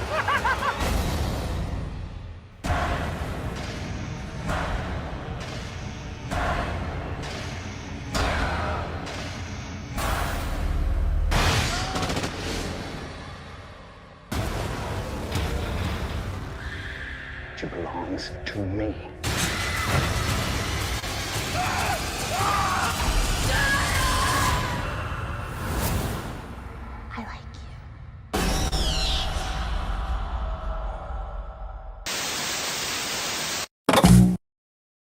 Yes, that was the trailer for s5e10. And hello, Jasper. Good to see you, bud. Thanks so much for being here tonight. Appreciate you coming in. So thank you very much. And Sir Kaz says, jail allowing our religious society to dictate when to give gifts to his partner. Blasphemy. I say blasphemy. Yes. Well, it's a tradition. I try to give gifts whenever I can, but I try to make them special around this time and just tradition. And I got her something pretty cool. I think she'll dig the shit out of it. So that's just my my. So yes, that was the trailer for s5e10. Came out in 2016, directed by Greg Bishop and written by Ben Collins and Luke Piotrowski. The film stars Chase Williamson, Justin Wellborn, Michael Aaron Milligan, Hayes McCure, Randy McDowell, and Hannah Fierman. So if people are not familiar with it, the film in and of itself is a spin-off, is a spin-off of the VHS franchise and basically a feature-length adaptation of Amateur Night. And so it follows a Jonah, played by Chase Williamson, and his groomsmen the day before his wedding. They're embarking on it's the bachelor party. So they're going out for a wild night of partying and debauchery, and they wind up, being drawn out to this house in the middle of nowhere, where it turns into a savage fight for survival when they accidentally unleash a fabled predator upon the festivities. Obviously, a succubus. If you've seen Amateur Night, you know that the girl that they run into is a succubus. Played excellently by Hannah Fierman. So the film, so I will say for this one, typically adaptations like this one, when they're especially I would say from the VHS platform, these things take time, especially from like a short film anthology. Oftentimes, if the trying to expand out an idea to a feature, I will tell you this: expanding a short film idea out to a feature length film is oftentimes way more challenging than you would expect, because when you write for a short film, it's very, very specific what you're getting across, because you're essentially compacting your 3 acts into anywhere from 10 to 15 minutes. And an Amateur Night was about 12 or 13 minutes long. So you have to hem them all in together. And so when you compact it, it's really, in the Amateur Night, it's very simple. Group of guys who are out there like filming themselves partying, run into a group of girls. One of the girls keeps telling, the main character, I like you. I really like you, kind of like looking at him. And then they wind up taking her home, and she winds up, being a monster. And she, ends up fully transforming into this succubus beast, and then grabs him and flies away. And then the camera falls off and hits the ground. The full feature-length adaptation of it, this one is one of those rare ones that absolutely works. And it works for, 2 reasons. One, it makes all the smart choices as far as expanding the narrative and expanding the universe and developing the characters, how they shot it. But the smartest choice of all was ensuring that Hannah Fierman came back to reprise her role, the role of Lilith. She plays Lilith in this one. She was Lily in Amateur Night. But to reprise her role as the monster, because Hannah Fierman has that extraordinarily unique, very, very beautiful, very unique look that plays to this very, very well. And initially, the producers didn't want Hannah back they wanted to recast the deal, but the director, Greg Bishop, was absolutely adamant that she had to come in, that they had to get her back in order to, because they didn't feel that anyone else could portray her like she was. And she had to kind of be coaxed back to the film, but eventually she did. And thanks to Greg Bishop, insisted that she come back and reprise her role, because the reason Amateur Night was successful was because of Hannah Fierman, because of her fearlessness as an actress, stunning beauty, and her pure her terrifying physicality in that film. There's a lot if you haven't seen Amateur Night, definitely check that shit out. All of the right moves are made in this, and I love to set it up. Now, I see somebody ask a question. Cindy Sue asks, if it is a succubus, why is it called s5e10? Because sarcasm brings up, sirens are Greek for Catholic succubi. And they acknowledge that the way Lilith in this gets the character, I believe, gets the character Jonah, the way she attracts his attention is that basically they're going back to get like a peep show. They're going to go back and look in the room and see a chick do sexy stuff. He goes back there and he sees her, and she sings to him. And he becomes enamored with her. It's he falls under her spell, and that's why he releases her. So that's the whole lead up. It's because she sings, and the singing in this one was Hannah Fierman. That was her voice. So multi-talented, very, very talented actress. She knocked this one out of the park. I loved both the combinations of vulnerability and predator that she brought to this. There's an almost animalistic innocence and predatory nature that she combines beautifully in this one. She articulates between the two with is the grace of a dancer. She herself is a trained dancer, so she's got the physicality for it. The way she moves speaks volumes. Her role is as nonverbal as it is verbal. I honestly agree with Bishop on this one. Hannah Fierman was the only one who could make this role work. And she did it extraordinarily well. I'm so glad they were able to convince her to come back for this one, because without her, I don't think this thing would work at all. So, especially shooting on, I think they shot this thing for 18 days and budgeted for like $500,000. And you see where they put the money. The money fucking works. Although, unfortunately, in the production of this one, post-production was unfortunately rushed. And there was several visual effect shots that didn't make it into the film because there simply was not enough time. So post had to cut them out. So we didn't get that. So I wish we had, that they'd had time to finish that. But I think that what we got was fantastic. I think that it was all hinges on Hannah Fierman's performance to sell that monster, to sell almost the human and the monster in that. And I think it was beautifully done. Not to mention, unlike The Man in the Trunk, the twist in this one, I felt somewhat unexpected. And of course, this one came out in 2016, so we can't talk about it. Obviously, the twist at the end when Jonah thinks that he is in the clear, and it turns out that he is not when he's home and he's with his fiance.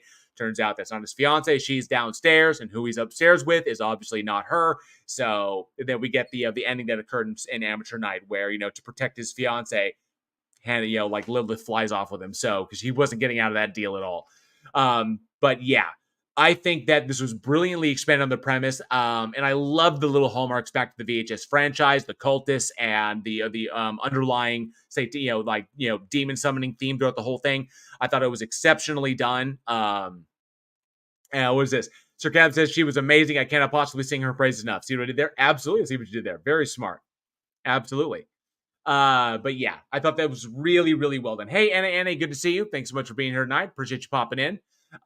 This one definitely, like I said, always really, really challenging adapting short film for feature. I have done that 3 times myself, and it's every time it creates new challenges, because the structure of the short film is very, very specific, and trying to blow that up from like a 10-minute into a 90-minute feature is, they always present new challenges. I can imagine what the challenges were here, like establishing an origin for the creature, having that origin fit in with the theme of what was going on, expanding the character arcs of all the individual characters of the groom and the groomsmen, the whole setup, the house and the party that's going on and what the hell is going on there. And, all of that takes time, and they all have to kind of talk to each other.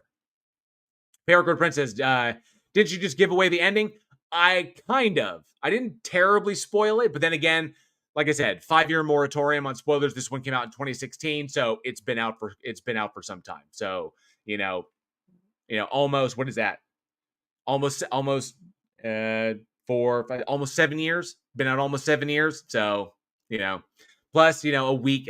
We always give a week advance notice for people to watch, so people watch it. So, but yeah, so I gave away a little bit of it, but not the total premise. Not the total ending, but nonetheless, all smart decisions here. Well, extremely well shot. Greg Bishop knew what he was doing. I think he went into this one with an extremely good vision, and took everything that worked in Amateur Night and blew it out and knocked it out of the water in making this one work. And I think that what people will come away is that Hannah Fierman is phenomenally talented actress that I think deserves so much more. I really did also love the casting of Justin Wellborn as Mr. Nix. I thought he was really good because I loved him in Bruckner's The Signal, which is directed by David Bruckner, and I thought he was great in that one. It's one of my favorite little British horror anthologies about a signal that drives people crazy, and he was the lead in that one, and I thought he was fantastic as shit in that one. So all talented across the board. Really thoroughly enjoyed this one.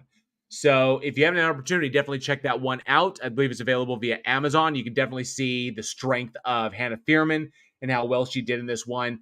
It's wild because she's done, I think most recently she did a few episodes of Creepshow over on Shudder.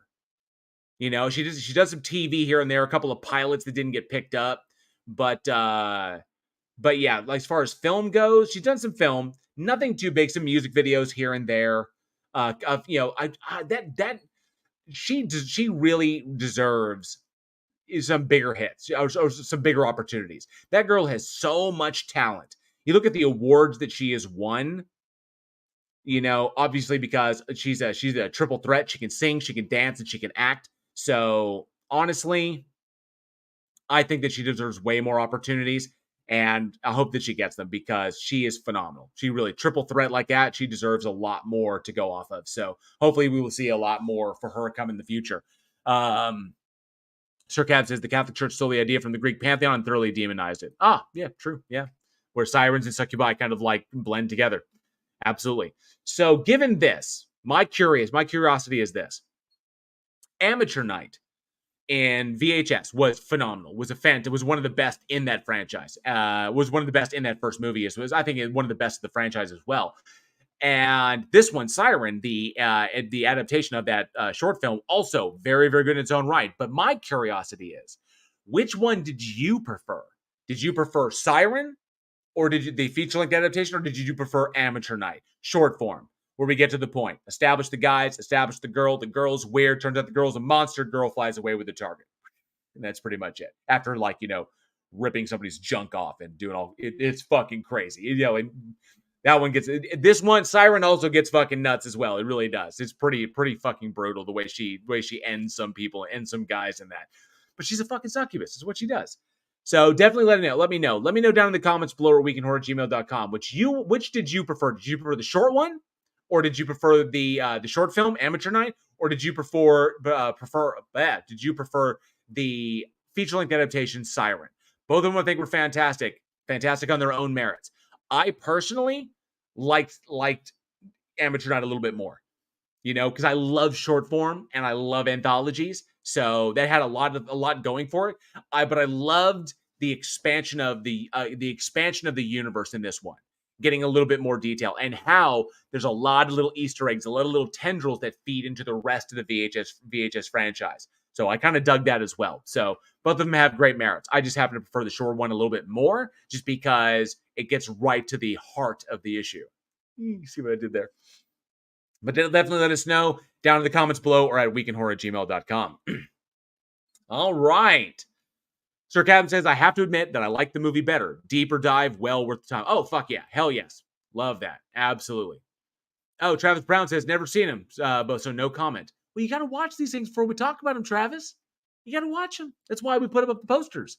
We put up the posters. As a matter of fact, the next community post is coming up in 15 minutes. So you got to watch them, man. Let me see here. All right. Well, given that, it's about that time. I think everybody knows what time it is. What time is it, Raven Darkstar? Raven Darkstar, do you know what time it is? I'll give you the whole Ash Williams. Huh? What time is it? What time is it, Raven? What time is it? You know what time it is. It's trivia time. If she was asleep, she is awake now. So yes, it is trivia time. That time that everybody's waiting for. I know you have to listen to me drone on about horror movies that you may like or not like, but we finally arrived at trivia time. It is that time when you out there in the live chat get the opportunity to win a special item from the Week in Horror store.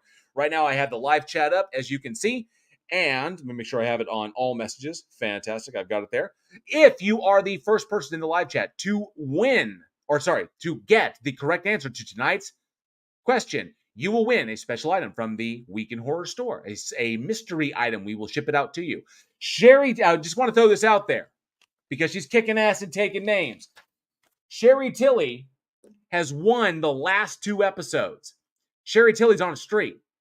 Sherry Tilly won 2 times in a row. She's kicking ass and taking names. So maybe Sherry Tilly's going to go for the trifecta. Go for the what is it? The hat trick. Go for the hat trick. 3 in a row, Sherry Tilly. Let's see if you got it. But yes, be the first one with the correct answer to this question down in the live chat, and you will win a special item from the Week in Horror store. We'll get that printed up and shipped out to you ASAP. So maybe it's a present. Ooh, yes, that's right. Our stuff in the Week in Horror store makes great presents. We have all kinds of pint glasses and stuff in there. We have all kinds of cool shit. Check it out. Links in the description. Here is tonight's trivia question. Get your Google fingers ready. Which VHS short Which VHS short was the second VHS spinoff Kids vs. Aliens adapted from? Which VHS short was the second VHS spinoff Kids vs. Aliens adapted from? First person with the correct answer down in the live chat gets a special item from the Week in Horror store. First one. Who's got the answer? Which VHS short was the second VHS spinoff Kids vs. Aliens adapted from? I'm looking for that whole name. I'm looking for it. I'm getting a lot of partials. There we go. And the very first person, because this one was very specific. Congratulations. Yes, Jasper. Want to make sure I confirmed it. Jasper, congratulations. Yes, the whole name of that short was Slumber Party Alien Abduction. Slumber Party Alien Abduction. I am sorry, Paracord Princess and Frayed Edges. I needed the whole title. That was only half the title, Slumber Party. So Slumber Party Alien Abduction was the full title of that short. So I do apologize. I am sorry. Congratulations, Jasper. Well done. Let me go ahead and get your name down there. We were going to get that printed out and shipped to you as soon as we can. As a matter of fact, everybody else's prizes should have arrived by now or should be arriving shortly. I got those emails. So, and definitely remember, if you've won something from Week in Horror, if you've won trivia prizes, or if you bought something from the store, show off your swag. Show us pictures of how you do it, your pint glasses or your t-shirts or your stickers or whatever it is. We got all kinds of, or if you bought the new puzzle, the new Shit Gets Real puzzle with Eugene's catchphrase, and you assembled that thing, show us pictures of it because I want to see a framed Shit Gets Real puzzle. I really, really do. But we have a channel in our Discord called Show Off Your Swag. Show off the stuff that you got. Put those pictures up there because we want to see the stuff that people have gotten. So, yes, Jasper, Slumber Party Alien Abduction was the name of the short that Kids vs. Aliens was directly adapted from. I apologize, Paragord Princess and Frayed Edges. You were close, but I needed the full name. Angel Rivera also got it. Casey Cooper, sorry, that was only half. Cindy Sue got it as well. Yeah. Sir Cab says, can't type that fast. Yeah, congratulations. Jasper's like, no way. Yeah, you got it, bud. Joshua Lee said, damn, you guys are quick. They are fucking fast. They are fast in this. Fred Edge just says, Slumber Party, the probing. Sir Cab says, I am missing 2 of my hat trick items. Never made it. Oh, wait, are you missing items, Sir Chasm? You shouldn't be. Everybody should be caught up. Hasn't been a time recent. Are you just haven't gotten the hat trick? Let me know. So, yes, Casey Cooper's put up pictures as well. Definitely show off your swag. Show off the stuff that you've gotten from the store. If you've won something from the trivia question at each night, or if you bought something from the store, let us know because we'd love to see pictures of them. How you guys are using them. I think the pint glasses are fucking amazing. The pint glasses are great. We need to make more pint glasses. We do. We need to put more pint glasses up with the limited edition artwork. We need to do that. That'll be a lot of fun. So congratulations again, Jasper. You knocked it out of the park. We will get that mystery item printed up and sent to you ASAP. Well done. Well, that Horror Fiend's going to conclude this episode of the Week in Horror podcast. I want to thank each and every one of you so much for joining me tonight. We really hope you enjoyed the show. And if you did, smash that like and subscribe button. Be sure to hit that bell so you never miss a future episode. Remember, those interactions feed the beast so that the beast don't feed on me. Join us next week when we examine the legendary Lost Silent Horror London After Midnight, the first API horror, Man Beast, the splatterific horror The Burning Moon, and the Lorenzo Lamas shark horror Dark Waters. Yeah, we're fucking going there. Be sure to check out Josh Olsen's store at badsamurai.store. He does all the awesome artwork you see all over our merch, which you can find over at Teespring. And for more from Week in Horror, check out all the links down in the description. Follow us on the socials for the daily splatter. Join our Discord for watch parties, big announcements, and all kinds of craziness. And support the show through channel memberships with the Army of the Dead, Super Chats, PayPal, or even through our Patreon for as little as $1 a month. What are you waiting for? Join us! And thank you so much for the Super Chats. That's going to the Monitor Fund. We do appreciate that. As always, thank you all for being the greatest audience a horror film podcast could have. For all you live chatters, have a safe holiday tomorrow. If you're traveling, stay safe. Happy Thanksgiving. If you're listening to this after the fact, I hope you had a great one. Y'all are fantastic. We'll see y'all next week. And as always, Stay scared.